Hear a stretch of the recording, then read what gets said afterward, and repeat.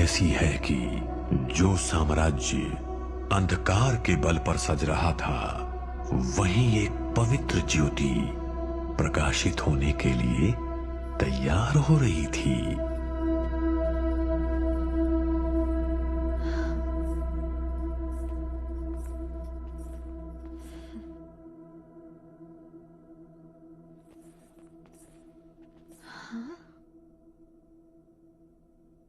जिसका नाम था प्रहलाद।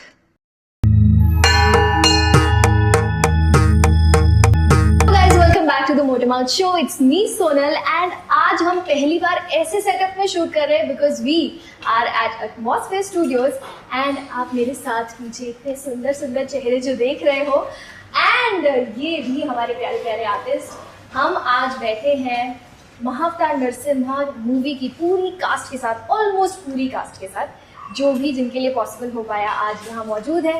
काफी सारे आर्टिस्ट हैं जो आउट ऑफ मुंबई हैं, तो वो हमारे साथ आज नहीं है, बट जोरदार तालियां पूरी कास्ट के लिए। क्या बात है। तो सबसे पहले मैं सबको इंट्रोड्यूस कर देती हूँ। उपलक्ष कोचर एज विष्णु महाराज, ओम नमो भगवते वासुदेवाय। आदित्य राज शर्मा जी, जिन्हें पहले भी आप हमारे शो पर देख चुके हैं as Kashyap, Sanchit Vartak ji as Hiranyaksha. We have Harish Kohli as Narad Muni. Narayan, Narayan Narayan. We have Samri ji as Holika. इनकी आवाज जब आप सुनोगे होलिका वाली तो डर के काम जाओ। We have Sanket Jaiswal sir as the narrator voice of the movie. Welcome sir.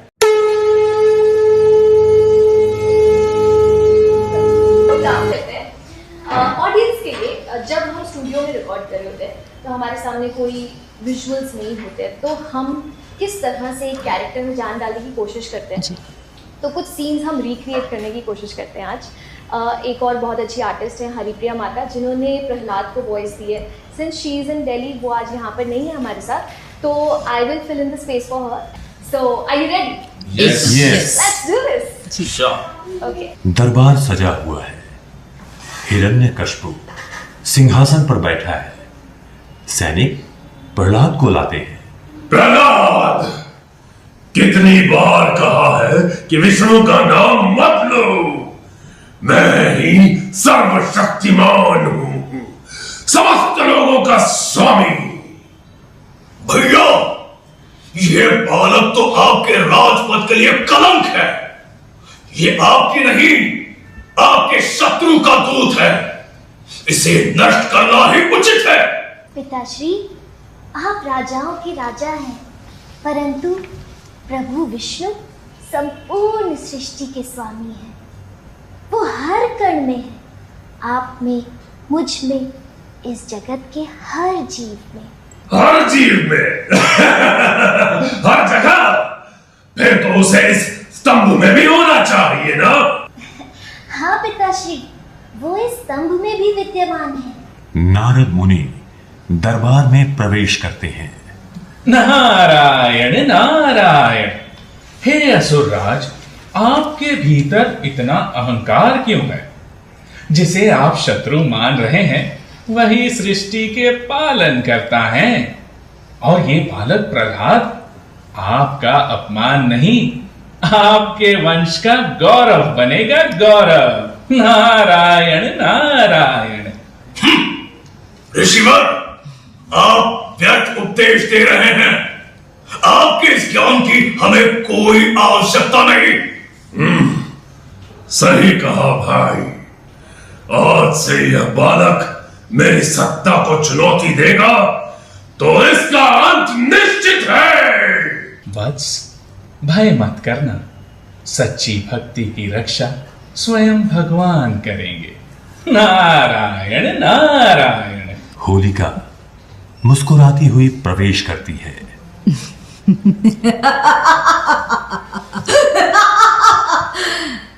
भैया, तुम क्यों व्यर्थ क्रोधित कर रहे हो?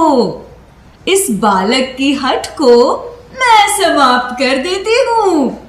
मुझे वरदान मिला है कि अग्नि मुझे नहीं जला सकती। इसे अपनी गोद में लेकर अग्नि में बैठ जाऊंगी। देखें इसका विष्णु इसे कैसे बचाता है। नारायण नारायण, आप ही मेरा आधार है। नारायण। प्रहलाद, तेरा विष्णु तुझे हर जगह दिखाई देता है ना? हाँ, तो आ चल, मैं तुझे अपनी गोद में लेकर अग्नि की ज्वालाओं में बैठूंगी। अगर सचमुच तेरे विष्णु में शक्ति है तो आकर तुझे बचा ले, वरना आज पूरी दुनिया देखेगी कि विष्णु का नाम तेरा ब्रह्म अग्नि में भस्म हो गया, और तब समस्त लोगों को ज्ञात होगा कि हिरण्यकश्यपु ही एकमात्र स्वामी है। अग्निकुंड तैयार किया जाता है। होलिका प्रहलाद को लेकर अग्नि में बैठती है। ज्वालाएं उठती हैं। प्रहलाद मंत्रोच्चार करता रहता है। कुछ क्षणों बाद होलिका चीखते हुए जल जाती है।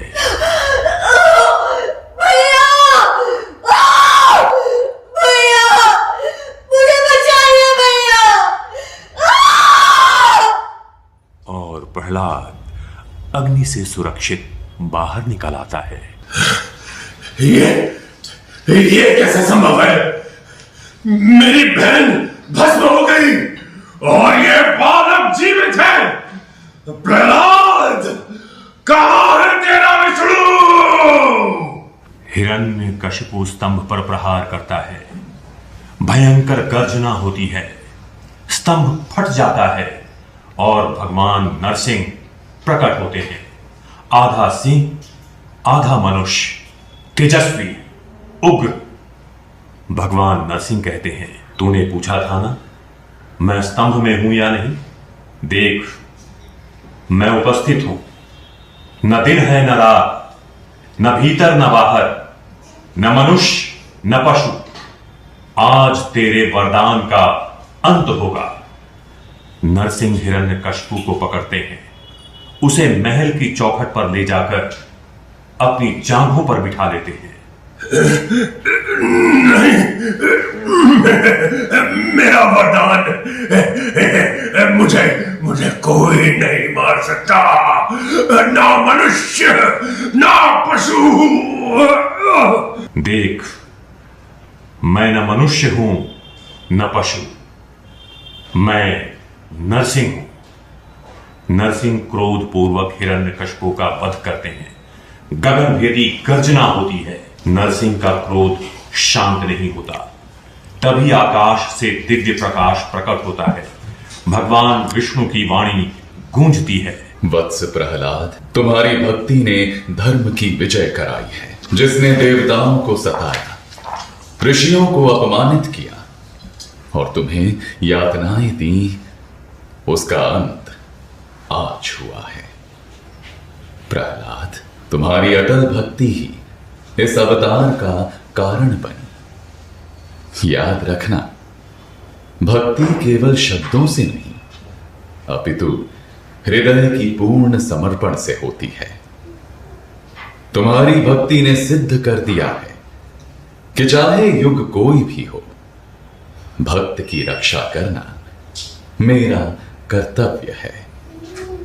धर्म की ज्योति सदा जलती रहेगी और जो दंभ में अंधा होगा उसका पतन अवश्य होगा। नरसिंह धीरे धीरे शांत होते हैं।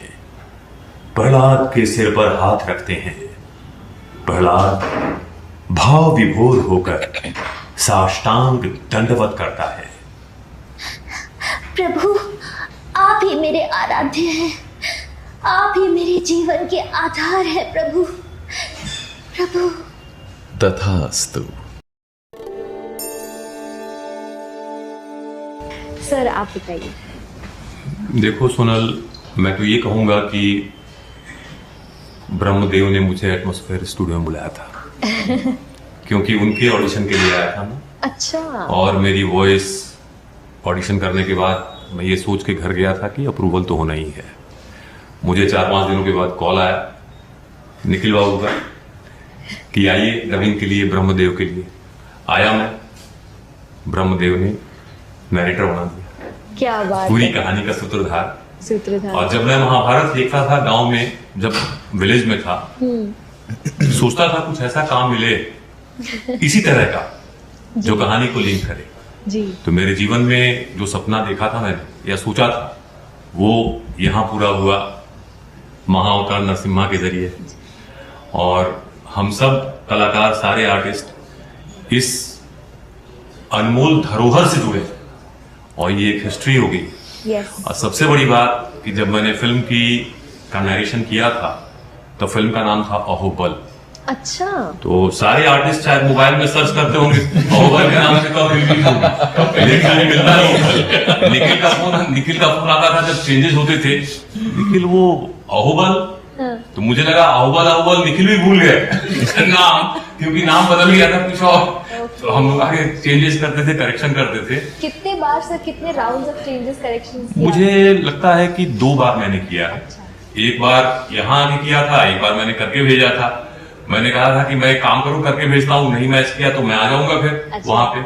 लेकिन सब इतने अच्छे हैं यहाँ, मतलब सबकी बात कर रहा हूँ। किचन में काम करने से लेकर जो बॉय, ऑफिस बॉय है, वहां से लेकर टेक्निकल या बॉसेस, अक्षय, मयूर, निखिल, रिद्धि, इतने प्यारे हैं ना कि हर आर्टिस्ट जो है ना वो यहाँ ना नहीं करेगा, आएगा, पैसे की बात तो करेगा ही नहीं। तो मेरा ये कहना है कि काम इसीलिए इस प्यार की वजह से अच्छा हुआ। जी। और सबसे बड़ी बात बताऊं कि जब फिल्म का अनाउंसमेंट हुआ, मैं निखिल से पूछता रहा कब रिलीज होगी, कब, कुछ समझ में नहीं आता था। मेरी बेटी 20 तारीख को, 20 जुलाई को दौड़ के आई रात को 9 बजे, डैड डैड डैड क्या हुआ, प्रोमो आ रहा है, 25 जुलाई को फिल्म आ रही है, अपन चलेंगे देखने के लिए। मैंने कहा कि हमने प्रोमो देखा, तो मेरी शायद प्रोमो में 2 ही लाइन थी नरेशन की। अच्छा। तो बेटी है डेफिनेटली, तो वो तो उसी पे 2 लाइन पे खुश हो जाएगी। उसको लगा तो वो सब जगह बोल रही थी। हमने फिल्म देखा, फिल्म देखने के दौरान हमने फिल्म के कुछ क्लिपिंग थिएटर में रिकॉर्ड भी किए। अच्छा। थिएटर से रिकॉर्ड किया मैंने, लेकिन फिल्म में जो लोगों का देखा मैंने हुजूम, हाउसफुल तो थी लेकिन सब मोबाइल पे कैप्चर करने में लगे हुए थे। तो ये हम सबों का सौभाग्य है। और हम मयूर भाई का, अक्षय भाई का, निखिल बाबू का, सबका धन्यवाद करते हैं कि इस मतलब इतने बड़े भव्य प्रोजेक्ट से हम लोग जुड़े। बिल्कुल। सब आर्टिस्टों की तरफ से हम धन्यवाद करते हैं। बिल्कुल। Hats off to Atmosphere Studios, जहां पर ये फिल्म रिकॉर्ड हुई है, डब हुई है। अमेजिंग कास्टिंग, इतने शानदार आर्टिस्ट कास्ट किए गए इस फिल्म के लिए, मजा ही आ गया। और सबसे बड़ी बात, सोशल मीडिया होने की वजह से कम से कम प्रमोशन में हम लोग भी अब आ जा रहे हैं। तो ये credit goes to you Amit, Devangi and total on social media. हमने आपका आई थिंक इंटरव्यू आदि का लिया हुआ है, वो देखा था, उससे बहुत खुशी हुई सबको और एप्रिसिएशन मिला। बिल्कुल बिल्कुल सर, मुझे ऐसा लगता है कि वॉइस आर्टिस्ट का सामने आना बहुत जरूरी है। और जितना हम कर सकें उतना अच्छा है ना सर। आपके केस में जब आप नरेटर को वॉइस दे रहे थे तो एक तरह से सूत्रधार जो पूरी कहानी को साथ लिए चल रहा है, तो कोई चैलेंज फेस किया आपने? मैं जब ब्रह्मा जी की डबिंग कर रहा था जी। अच्छा, आपने तो ब्रह्मा जी हेडफोन की में, डबिंग कर दी? हाँ 90% कर चुका था मैं। और साथ ही साथ मैं ये सोच रहा था कि इस प्रोजेक्ट का नरेशन मुझे मिल जाए तो मजा आ जाए। मैंने निखिल को ये शेयर भी किया था। मेरे हेडफोन में वॉइस आ रही थी निखिल की और अश्विन सर की, जो फिल्म के डायरेक्टर हैं। अच्छा। इस वॉइस को हम नरेशन के लिए यूज करें। और मैं सोच रहा था और ये दोनों बात कर रहे थे जो मेरे हेडफोन में आ रहा था। अच्छा। तो मैंने कहा ये तो वही बात कर रहे हैं जो मैं सोच रहा हूँ। निखिल सही बात है। और जैसी 90% करने के बाद रोक दी गई डबिंग, हम बाकी कल करेंगे। मैंने कहा यार 10% बचा है, कंप्लीट तो कर लो, क्योंकि मुझे दिख रहा था 10% में कंप्लीट हो जाएगा। मुझे जाना था प्राइम फोकस। मैंने कहा चलो 10% कंप्लीट करके फिर निकलते हैं। निखिल ने कहा, अश्विन सर ने, नहीं कल करेंगे, क्योंकि इन लोगों ने डिसाइड कर लिया था अब हम कल नरेशन करेंगे। मुझे बताया नहीं, मैं घर चला गया। मुझे इन्होंने स्क्रिप्ट भेजा था, शायद स्क्रिप्ट भेज दिया। मैंने कहा ये कोई लाइन नहीं इसमें जो कल किया मैंने, ये तो कुछ और है। तो मेरे मन में आ गया था, हो ना हो डिसाइड इन लोगों का हुआ नरेशन। मुझे बुलाया इन्होंने, मैं आया, स्क्रिप्ट दे दिया, नरेशन। मैंने कहा वो 10%, क्योंकि मेरा फोकस तो वो कंप्लीट तो हो जाए। जी। नहीं, हम नरेशन करेंगे। इन्होंने मुझे एक लालच दिया था, इन लोगों ने निखिल ने, कि पहले हम नरेशन कर लेते हैं, बाद में फिर मशीन पे दोनों को लेके देखेंगे, नहीं मैच करेगा तो फिर उसको भी रखेंगे। अच्छा। लेकिन अच्छा हुआ कि नरेशन ही रहा, ताकि ब्रह्मा जी किसी मेरे और मित्र को भी करने को मिल गया। सही ये अच्छा हुआ। ये तो दोनों में करता तो मेरे उस दोस्त तो अच्छा हुआ कि हम दोनों ने साथ में काम किया और दो लोग और इस प्रोजेक्ट से जुड़े। जी। ये अच्छी बात है। क्या बात। तो नरेशन जब मैंने किया ना, बहुत आनंद आया। और सबसे बड़ी बात कि इतने बड़े प्रोजेक्ट से मतलब एक ही बात कहता हूँ कि हमेशा के लिए अब हम लोग जुड़ गए और नाम रह गए। जी।